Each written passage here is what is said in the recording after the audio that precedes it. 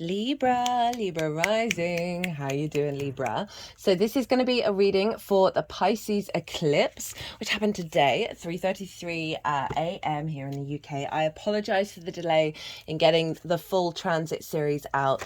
Lots of eclipse stuff going on, but I work with 6-month cycles, so the messages that come through are going to serve you over the next 6 months that lead up to the Pisces new moon, so you are not missing out on any of it. Right, I read for the rising sign. So for those of you who have Libra elsewhere in your chart, look to the house that it's in, the themes of that house, and you want to apply those themes to the messages that come through, as well as all the other meaning you've got going on in the sign of Libra. It will be as if that Libra energy has now energetically moved to the first house. So when I talk about the astrology for the rising sign, just add on your own natal chart meaning to the messages that come through and take what resonates, leave what doesn't. Before I kick off, Libra, where is this happening for you? It's happening in your 6th house of work, health, routines, co-workers, and pets. It is the adult in the room. So there's going to be 2 tarot piles.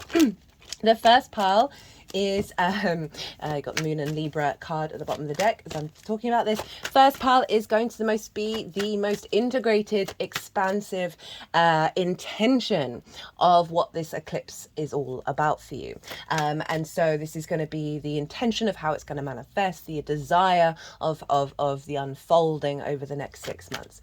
I've done a collective reading for this eclipse. The astrology is quite bonkers. It is linked into the Pluto in Capricorn energy, and that wild astrology that came through in those readings. If you want a real deep dive on what's going on here, go check out the Pluto in Capricorn oracle reading, check out the collective reading, then come back and watch this. So that collective reading, I break down the astrology in way more detail and tap into the collective, most integrated and expansive intention. And the reason why I do these things is because then you've got an idea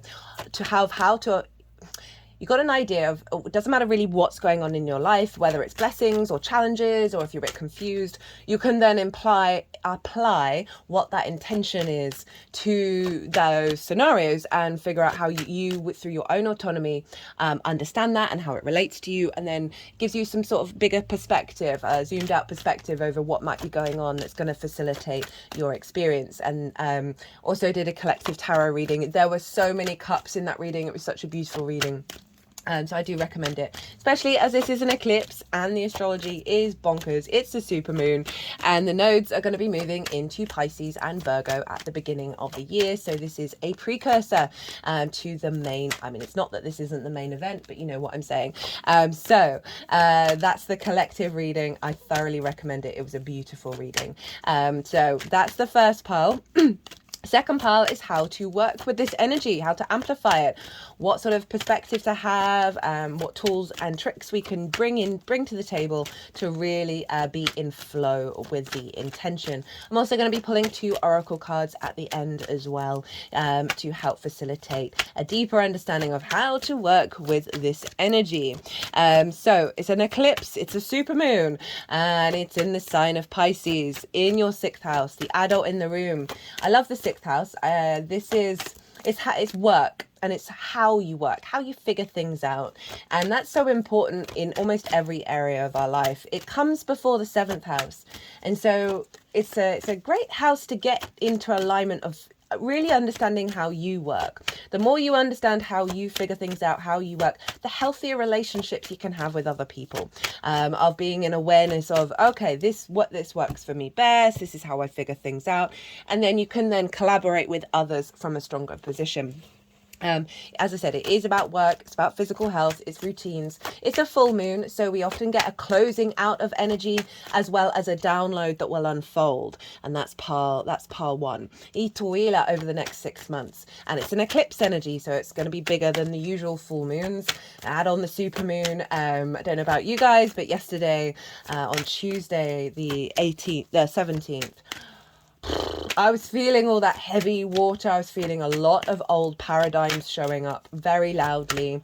And, you know, often we get that with full moons because they're closing out old ways of working with things. And this is particularly linked in with this moon and really amplified. It is the collective water sign. So we're dealing with big collective archetypal wounds being released in order for the core theme, the core download that I got for this moon was it's going to help us intuitively and naturally connect to the crystalline grid. The crystalline grid is a grid that is being amplified and activated, that is to do with a higher level of consciousness for our species. And so this is bringing an alignment where we're able to connect to it very intuitively, very naturally, that is taking us away from the denser, more karmic, well, it's not that the crystalline grid isn't karmic, but sort of the denser struggles around trauma repeating itself. And mindsets of the old paradigm when our consciousness wasn't as expansive as it is now, right? So that's one of the key themes with this lunation just in general. And so this is in your 6th house. This is going to be hope you didn't see that. This is going to be clearing out perhaps some wounds around co-workers, around physical health, around, you know, stepping into routines. You know, it can be, those are all difficult things to do. That's why we're not necessarily the adult in the room for ourselves. And so this is also helping clear out any blockages around being able to be the adult in the room, because so often we can learn from our parental figures or experiences that we have as in our early years in this lifetime and from many others. That means that we then, our understanding of being the adult in the room is about neglect, is just repeating those cycles of neglect, but to ourselves rather than the children that we have. And so there can be a release of a lot of old paradigms, of old understandings, of old emotional responses coming up in the lead up to this eclipse, and then we'll be bringing in just a higher perspective, a higher alignment that is going to be allowing us to facilitate and build in the 3D world with the magic of Pisces, right? The sort of fluky, non-rational energy there. And so this moon is conjunct to Neptune, is conjunct Saturn. So there's a realignment around our perspectives and our authority that are going to be boosting our capacity to let go of restrictions and limitations when it comes to fully accessing the way that you work, fully really finding, being really open to the fact that the way you understand things, the way that you work isn't necessarily in a linear formation. Now, we come from a society that prioritizes that for the most part. I mean, a lot of companies are now branching out of that, but there can be a wound around that of having Pisces there, of the not quite the rational understanding, but there's such deep compassion and deep empathy, and the capacity to connect to messages and clues and synchronicities in the regards to the way that you understand your physical health. Pisces, you have the capacity to really do some great emotional healing on your body with this cycle, and that your routines aren't always going to seem like routines. So there's a real sense of making peace with that Pisces energy in the 6th. It's phenomenal, but it just goes against the grain of what we're taught and what we're conditioned, and we're releasing a lot of conditioning here.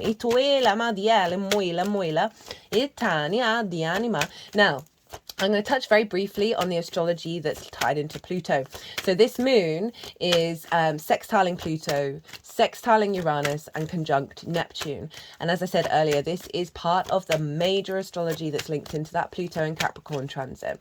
Pluto is sextiling Neptune, is trine Uranus, and Uranus is sextiling Neptune. These are the 3 outer planets, all in harmonious aspects with one another. They're all retrograde. We are realigning our understanding of reality and our rooted power that is going to allow us to access the reality of the magic that we live in. That's in alignment with the future thinking soul path liberator of Uranus. Now, all of this is locked into this full moon. So it's carrying a lot of weight. And, you know, I talked about that crystalline grid. It's solidifying our capacity to touch into that. So this can see a real elevation of your capacity to bring practices that are more expansive and integrated and less to do with the old ways of doing things into the way that you work, into the way that you collaborate with other people, because the 6th house is about co-workers. So it is about co-creation, it is about collaboration. So really bringing in a more harmonious energy around that, as well as, I think, getting some big downloads in terms of where we're headed in terms of the health industry, right? I can see a lot of you just, you know, for yourself, just doing it for yourself, but it's going to be part of the collective being able to access those more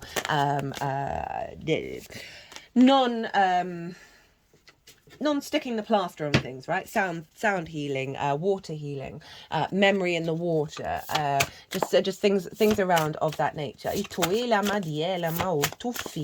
Now Jupiter rules Pisces traditionally, so we want to look to where Jupiter is, because whatever's going on with the ruler of a sign is influencing the sign that it rules.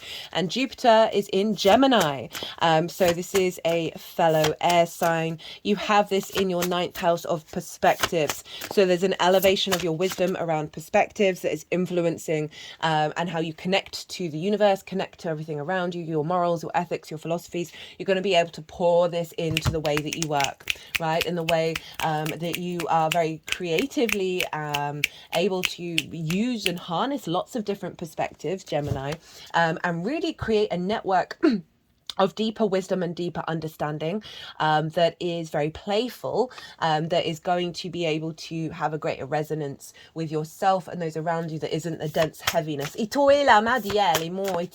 of dogma. Now Jupiter in Gemini, Gemini is ruled by Mercury. So where is Mercury? Mercury's hanging out in Virgo, who they also rule, and they are in fact exalted in Virgo. And so Mercury is influencing Jupiter and therefore influencing this moon. And that's obviously, even though this is a Pisces moon, it's being influenced by Virgo. The sun is in Virgo. The whole chart is being ruled by Mercury. So we have this capacity to facilitate our understanding and our perspective of the information and the synchronicities and the ideas that we perceive in the 3D world. We're going to be able to collect resources, collect downloads that are facilitating the magic and the expansion over in Pisces.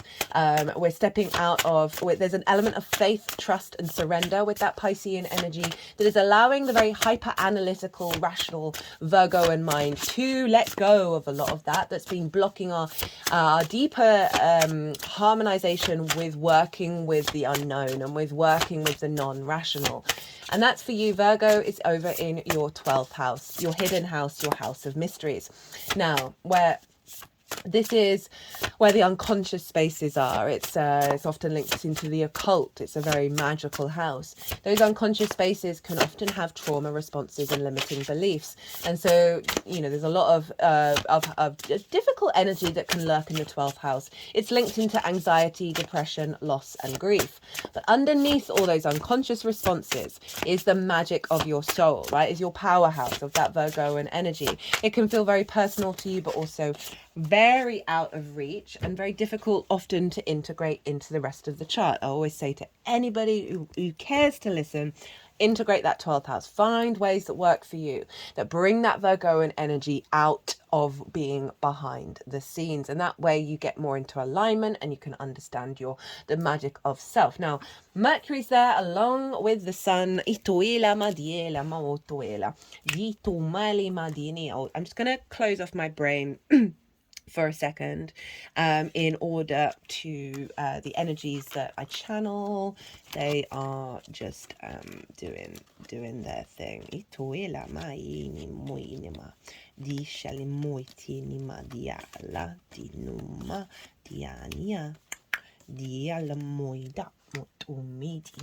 Right, so where was I?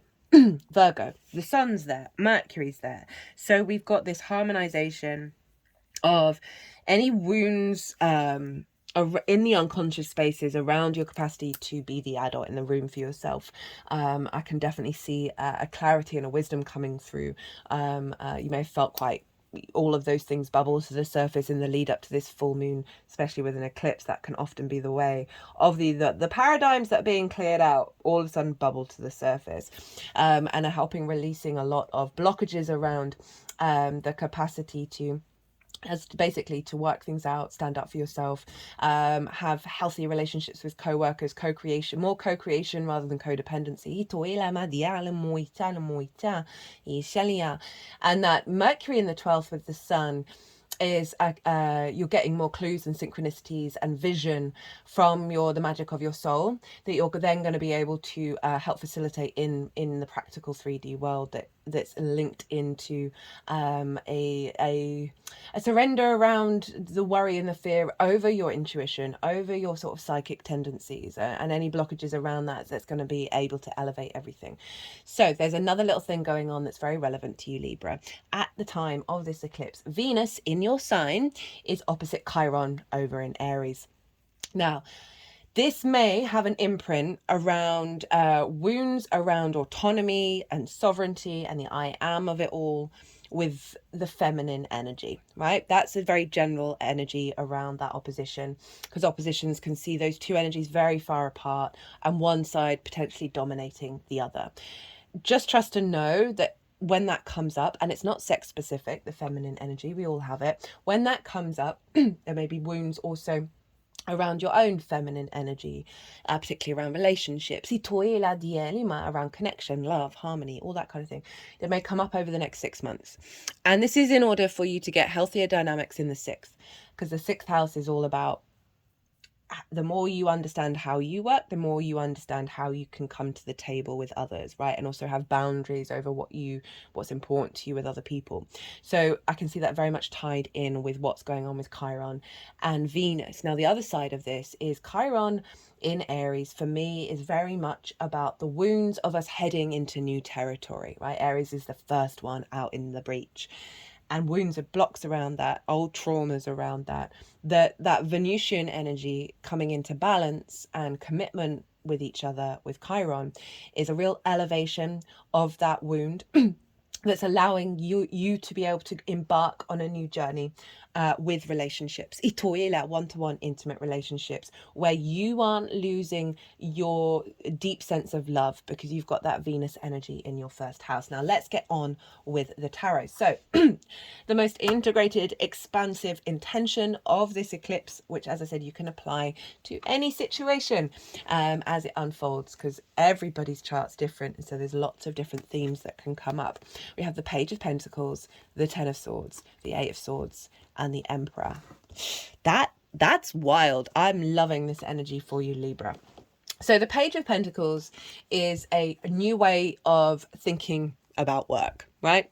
A new way of communicating, of a deeper understanding. Pages are very useful. They like to learn, they like to share, they like to talk to people, but it is about synchronicities, downloads, perspectives that you're going to then put into the 3D world. Pages are also the youngest people in the court, so there can be something around inner child work that is helping you heal that inner child, so you can bring the innocence and the wisdom of the child into you being the adult in the room, right? Page of Pentacles, very practical, very studious. So there's a real sense of dedication to trying new things, having new experiences, and bringing that practically into the 3D realm. There may be more opportunities around work as well for some of you. New understandings. As I said, I think you're going to get downloads around the health system for sure. Maybe one of you out there is going to get it at or anymore, as well as new opportunities around routines, new opportunities to co-create with other people as well. So the intention of this moon is to activate that, as well as your perspective, right? And bring in a new perspective. Again, bringing that practical Virgo energy, the earth energy, into how do you facilitate and create from the unseen magical realms.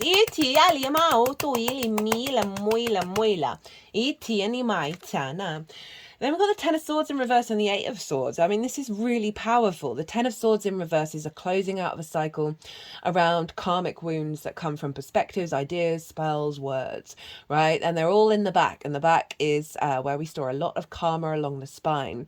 And there's a sense of immobilization with the Ten of Swords, of there's an element of betrayal, of not being able to get up and move around and be yourself, not being active. So you may have gone through a period of a lack of motivation, a lack of strength in who you are and what you're capable of, perhaps feeling stuck in the way that you work, or in a health, in a routine of taking care of yourself, and just generally having a lot of blocks of being able to be the adult in the room that are coming not just from your experiences but from past lifetimes. This is being closed out, right? With that Ten of Swords in reverse, all those swords are falling away. And because it's in reverse, it can be more, I often read reverses as an internal journey of internal wounds. Not necessarily maybe things that you said to yourself, right? We can be really hard on ourselves that have caused an energetic resonance within you of not believing in yourself, not thinking that you have the energy and capacity to do what it is that you need to do in this lifetime. We then have the Eight of Swords in reverse, and this is a removal of illusion, a removal of feeling trapped. These are both kind of trapped energy. A removal of limiting beliefs. That's the Virgo energy over in your 12th house, that has blocked your way of realizing you are free, you are not caged in. And interestingly, with the Eight of Swords, they have to follow the water to get out. So there's something about following the non-rational and following the water, your intuition, your emotional body, your psychic tendencies. We're all channelers, by the way, we just do it in our own unique ways. So I really love this pulling away of limitations that gets you to the Emperor, right? So I'll talk about the Aries energy, but let's just focus on the Emperor, the King of Kings. And this is very sovereign in their nature. They understand that every experience that they have has given them great wisdom to know what they know and what they're experiencing, and the trust within that. They're not externalizing their experiences. They're not externalizing how they figure things out. Aries is very independent, right? It's kind of like they just want to try and do and be and understand things through their experience and their embodiment. Obviously, the Emperor is about control as well. It is about power, and it is about your capacity as an individual to stand in your power, to feel very confident about how you work and what you do. And also, you know, in terms of the co-workers energy of not losing yourself into what other people think and do. You know, Pisces often has no boundaries, and so it does have a capacity to sort of blend into everything. Now, in terms of the Aries energy, that is your 7th house. Talked about that earlier. One-on-one relationships, business partners, clients, intimate friends, long-term committed romantic relationships, as well as your relationship with Source. Now, this can be an elevation of how you co-create one-on-one with people. That may be a romantic relationship, that may be Source, that may be a business partner where you're now, for those of you who may have just, the business partner has taken control, now there's some balance coming in. I can see more clients, one-on-one clients coming in who are now appreciating the way that you work, so you've got more resonance coming in on a one-to-one basis in that regard. As well as I said, just generally being able to work as an individual, but with one-on-one with people. And we've got the Hierophant at the bottom of the deck. This is Taurus energy. But before I get onto that, I shouldn't have meant. This is all about being in your own power, grounded, embodied spirituality. Now, it's just about the embodiment of your personal wisdom, right? And really feeling it in the body and knowing that you are it. You've got to go through some troubling times. This figure happens to have the same hand gesture as the 10 of Swords. 2 fingers up, 2 fingers down. The bridge between the day and the night, right? The heaven and the earth, the light and the dark. And understanding that we are a vessel of that, and all situations are, I like that the 9 of Pentacles is underneath that, a very independent energy of knowing what you need to do in order to bring about a holistic lifestyle. But this is all about tapping into your your understanding of your own wisdom. And not only that, but this figure is talking to other people. So there's something around a real clarity of this eclipse that's coming in, of you tapping more deeply into your spiritual energy around the way that you work and being able to share that with others, and they're being receptive to it. Now that Taurus energy is your 8th house, and this is the give and exchange between anything other than you. This is where the relationship dynamics show up.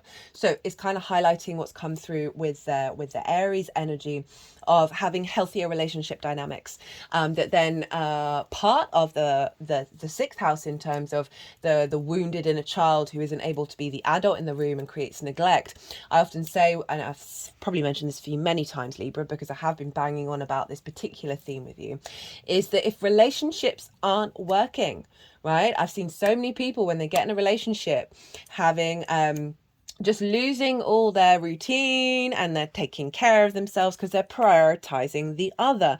This energy is not that. This energy is not that at all. And I love it because this is still linked into the South and North Node in Aries and Libra. But it's taking it to the next level. How to amplify and work with this energy. We have Judgment. We have the 4 of Pentacles, the 8 of Wands, and the 7 of Cups. So Judgment, these are energies to sort of focus on to help elevate and get amplify what this intention is. Now, Judgment is all about the ascension process, right? It's Pluto, who happens to be in your 4th house at the moment, of your home, your roots, your foundations. So there's perhaps something around eating healthily at home, doing routines at home, spending time in the home space, and maybe doing rituals and meditations around the ancestors, because these are your past old selves, ancestors and past lives, and they're being raised up and they're the color gray, which represents wisdom, because so often for many lifetimes, and also old versions of ourselves where we're still holding on to a wound, that energy gets entangled and stagnant and gets stuck, right? And so this is about raising up of those energies, releasing that energy so you can step more strongly into your sovereignty, that way you're not being cluttered by the ancestors or old versions of self. So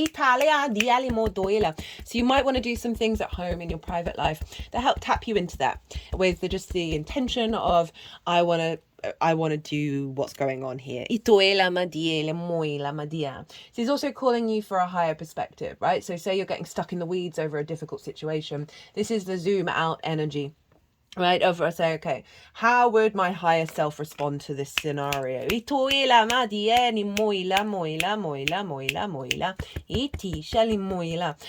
Rather than the wounds that are there, right? It may be about playing frequencies in your home space. This may be part of the downloads in the 6 in terms of your physical health. Yeah,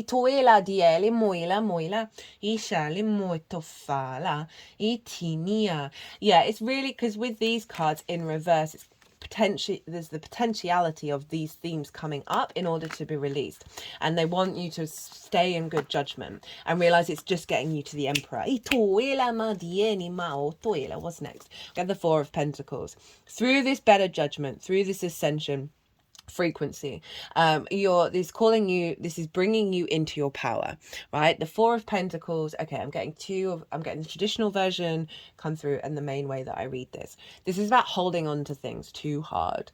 This is about and this kind of ties in with the Dead here, of that tight grip of some paradigms in your unconscious spaces, that Virgo energy, because this is earth energy, right? The limiting beliefs. You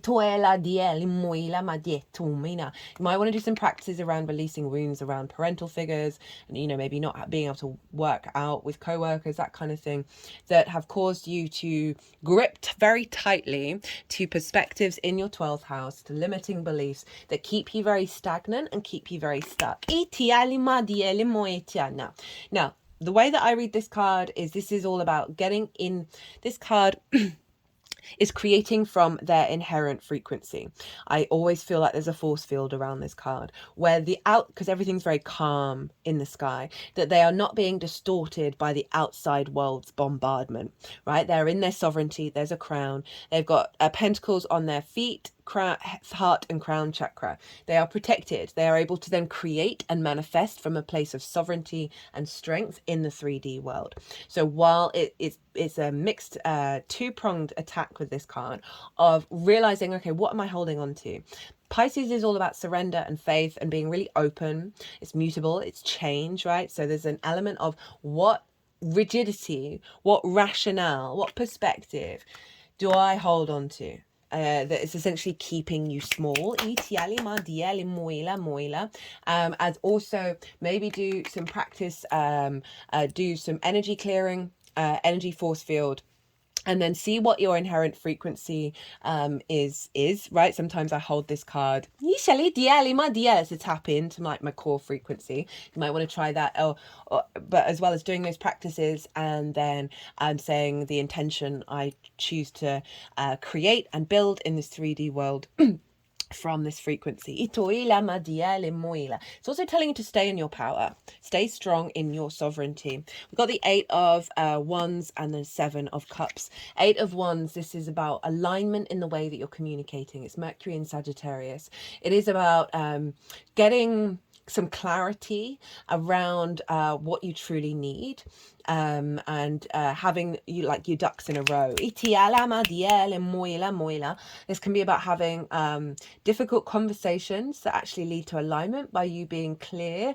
I mean, you have Sagittarius in your 3rd house of communication as well, of focusing on the synchronicities and clues that feel like you've got a fiery energy within you, right? So it's going to be, you're going to be getting some messages from spirit that is helping guide you into this alignment. Fire is very instinctive, right? So it's not the sensation, the feeling, or the thought. It's the compulsion. And I feel with those practices, it's going to help release old compulsions, and where you're feeling a lot of vibrancy, a lot of energy in something, that is guiding you towards where you need to go and how you are going to get into alignment. We then have the 7 of Cups. I really love this card. It's my channeling card as well. So for some of you that you're going to get, or maybe all of you, I'm always mindful of saying that, an upgrade in your capacity to channel and your intuition that you're then going to be able to apply to the way that you work and all the themes of the 6th house. And this is very dreamlike, very fantastical energy. So I really feel like that's going to be, you're going to be getting upgrades around that. So be open and mindful of those things and not dismiss them. It's also calling you to sort of dream a bit more, to fantasize beyond the restrictions, beyond the limitations. We're activating that crystalline grid, remember, while becoming more intuitively connected to it. That is going to bring in a deeper capacity to understand that you are capable of growing into things beyond your imagination. And so the way to do that is sort of to be really open to the possibilities of that, right? You may have more options at work, right? You may have more yeah, it's just it's leaning into the unknown that is going to really elevate the way that you work. And as I said, I think you're just going to get a lot of downloads that may seem really batshit crazy, and maybe write them down, maybe just be really open to it. So the oracle cards we have are Willow of the Wisp, Treasures Hidden in the Shadows, hello, and the Sun card. Oh, fabulous.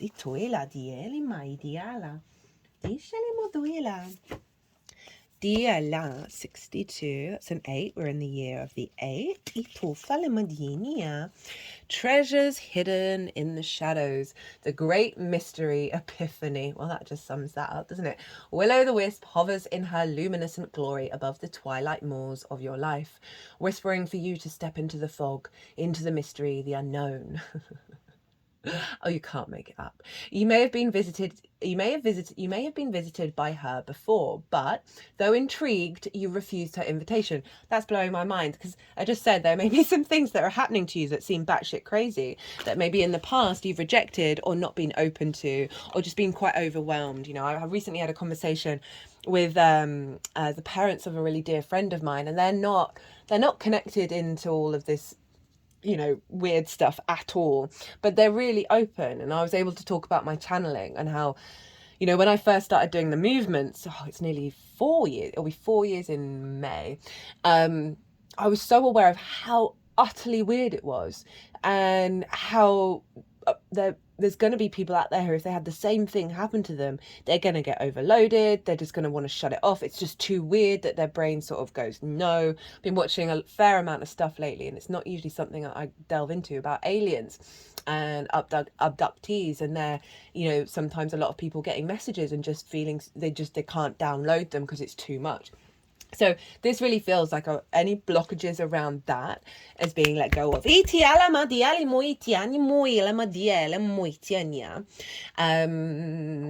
would be safer, you decided, to remain on the journey you know. While you always have a choice as to whether to follow her or not, you never know when you might encounter her again.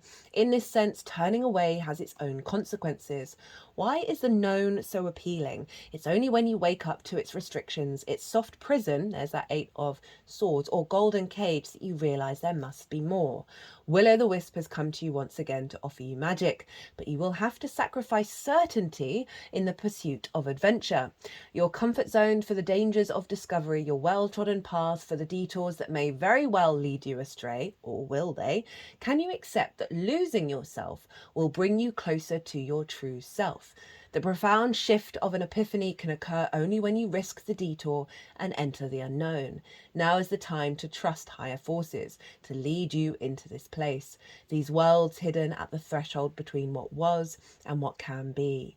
Here is where you will learn about your own unmaking, to unmask yourself. Love what you discover, dark or light. See, that's the Hierophant again, and that 10 of Swords, the bridge, the benediction. You see images of the Buddha and Jesus have it. See it all as divine and find a quiet thrumming power waiting for you to channel it into the world for good. Ooh! The treasure you find filled with the wealth of love and kindness, true prosperity, is ripe to share with others.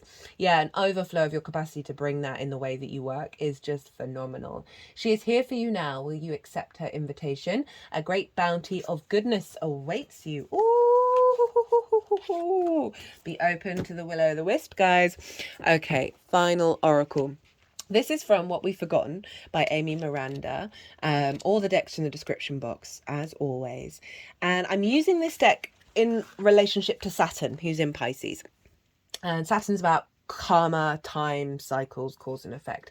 And this is what we've forgotten that we need to remember to apply to this transit. Son of Source, lust for light. Light is part of most creation stories, including the Big Bang. In Aztec cosmology, the sun god was worshipped as the source of all life. In Shinto, Ameresto Omikani is the sun goddess and the most important deity. I apologize if I butchered that. In Egyptian cosmology, it's the idea that everything we created from the light of Ra, or Anum Ra, light is the source of adventure, and that means the temple of wonder is a temple of light. Jesus called himself a son of God. Maybe he actually meant son of source. Maybe that means us, sun child. Human beings are children of the light. Taking a little longer than anticipated. Come from it, and we return it. Turn from it. We return to it, even. In Egypt, there was an aspect of Anum Ra called Aten, which was the disk of the sun. Aten was intangible because it was everywhere. It was the light and the energy in the world, and was depicted not like any other Egyptian deity, but as a disk with outstretched rays of light, with the ends of each ray of light depicting human hands. If we imagine that the sun is indeed extending its energy to us, we can also imagine taking its hand, and we can imagine and practice using our intention and energy to reach back.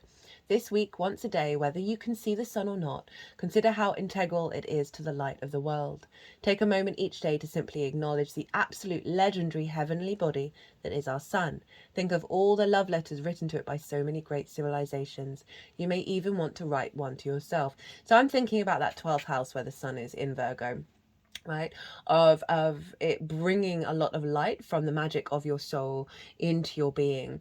And I really like the practice that it's suggesting as well, to help you connect to the both the wounds and the wisdom that's going on there, in order to bring illumination that's going to serve everything else that's coming through.